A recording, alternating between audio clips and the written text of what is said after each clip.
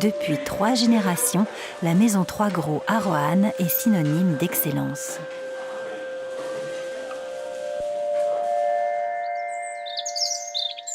Mais aujourd'hui, c'est le nouveau lieu imaginé par Marie-Pierre et Michel Trois Gros à Éguérande qui nous intéresse.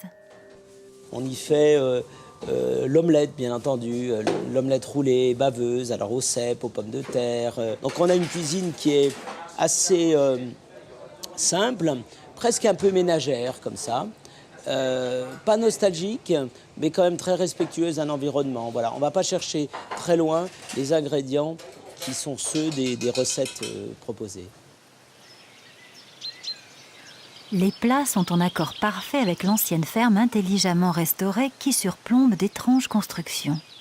Comme nous n'avions pas suffisamment d'hébergement, nous avons demandé à Patrick Bouchin d'imaginer un complément, des constructions qui pourraient être ludiques et dans lesquelles on puisse ressentir une expérience, une émotion bien particulière. On avait des envies, on avait voyagé, Marie-Pierre et moi, en Afrique, et on avait eu cette expérience des lodges dans les réserves animalières. Et cette grande expérience de l'hébergement nous avait émus, c'est-à-dire qu'il y a peu de choses, pas de lumière, pas de minibar, pas de télévision, mais le sentiment d'être en relation très forte avec la nature.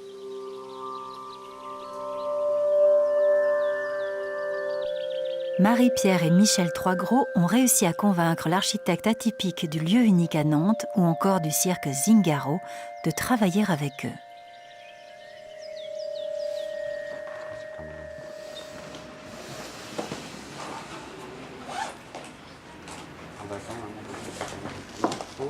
Ils n'avaient pas le droit de construire, c'est un terrain non constructible. Donc j'ai usé d'une loi qui s'appelle la HLL, c'est l'habitat de loisirs léger, qui permet de construire sur des terrains non constructibles à la seule condition, c'est qu'il n'y ait pas de fondation. Et puis après, je me suis dit, et pourquoi je ne ferais pas une construction écologique? Et je me suis amusé à décliner, c'est quoi l'isolant? Alors c'est le liège, c'est la laine de mouton, c'est quoi le bois, comment il est traité, sans vernis, sans machin et tout. Et puis je me suis mis à décliner le tout. Et puis avec ça, j'ai fait un objet. Mais ça pourrait être, admettons, tout à la fois. C'est un hangar agricole, c'est une meule de foin, c'est presque même une charrette agricole qui est en attente de partir dans le champ. Et on va travailler avec ça. Et donc, du coup, ils ne comprenaient pas très bien. Alors, je leur ai dit, mais moi, voilà. Alors, j'ai commencé à faire des dessins. Et puis, c'est à ce moment-là où je suis retourné à l'essentiel. J'ai dit, mais est-ce que vous savez que quand on va à l'hôtel, quelquefois, c'est pour faire des choses qu'on ne fait pas bien chez soi, qu'on fait autrement chez soi. Et j'ai commencé à parler d'un sujet dont on ne parle jamais, qui est de faire l'amour. L'architecture de Patrick Bouchin part des besoins des futurs utilisateurs. La simplicité affichée de la démarche amène à des constructions tout à la fois modestes et époustouflantes. Donc je voulais faire une sorte de baldaquin au fond duquel il y aurait le lit. Très vite, bon, j'ai commencé à dessiner, j'ai dit voilà, il faut donc que ça s'ouvre vers le paysage. Puis ça, c'est comme si c'était un cône. Et en prononçant le mot cône, je me dis ça pourrait être un cornet. Et donc si c'est un cornet, on pourrait faire rentrer le son. C'est-à-dire que le moindre petit son d'un oiseau ou d'une vache ferait que ça rentrerait dans la chambre. Désormais appelées cadoles, les petites maisons de Patrick Bouchin agissent comme des amplificateurs de sensations.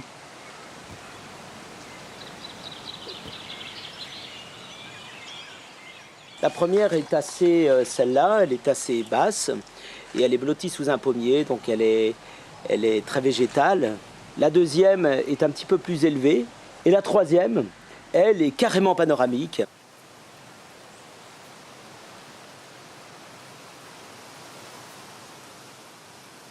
Alors celle-là, elle est très étonnante parce qu'on dirait vraiment un nid d'oiseau. Il m'est arrivé souvent d'être là-haut sur la terrasse et d'avoir des gros oiseaux comme ça et d'être au-dessus de l'oiseau, qui est là dans le vallon, très beau, etc. Donc ça fait une impression formidable, on a l'impression d'être réellement là en suspension comme ça.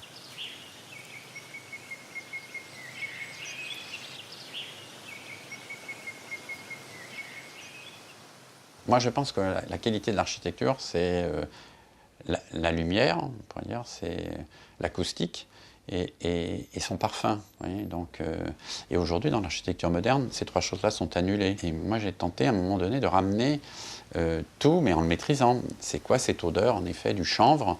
C'est quoi l'odeur de la laine de mouton? C'est quoi l'odeur d'un bois raboté qui lâche un tout petit peu sa sève, qui donne un petit peu d'amertume? Parce que des fois, c'est un peu poivré, les bois, et donc c'est comme de la cuisine.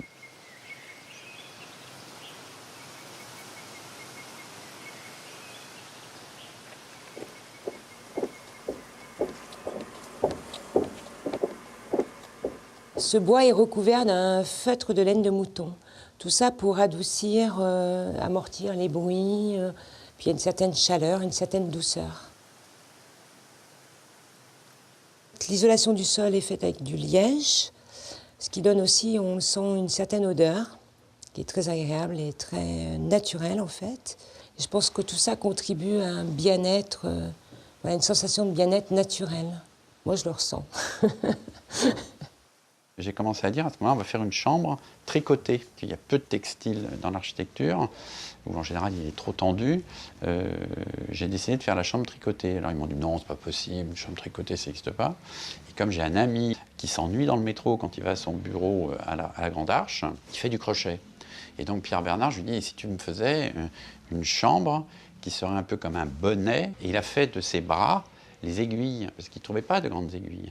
Et donc il s'est mis des gants en cuir et il a tricoté donc une lanière de chanvre et de jute, qui est un matériau donc naturel, fait avec donc du végétal. Et c'est comme ça qu'on a fait les chambres. Alors c'est peut-être la seule proposition à laquelle on était un petit peu réticents, tous les deux, avec Michel. Parce que voilà, on avait un peu peur de cette masse, un peu de cette odeur, parce qu'il y a quand même une odeur. Et puis à la fois, ils sont arrivés à nous convaincre, hein, évidemment. Et puis c'est formidable.